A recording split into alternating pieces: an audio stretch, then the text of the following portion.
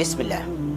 يا ترى من الخاسر في هذه الأيام العظيمة والأيام المباركة وخير أيام الدنيا على الإطلاق عند الله تبارك وتعالى، التي أقسم بها في كتابه الكريم وهو جل جلاله لا يقسم إلا بشيء عظيم؟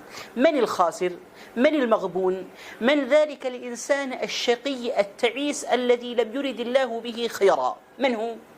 إنه ذلك الذي سوى أيام العشر من ذي الحجة بغيرها، وأصبحت أيام العشر من ذي الحجة والأيام الأخرى دون عشر ذي الحجة سوى لديه، فلا ميزة لها ولا فضل عنده لهذه الأيام المباركة، وسواها بغيرها، وبالتالي هذا هو الخاسر حق الخسران.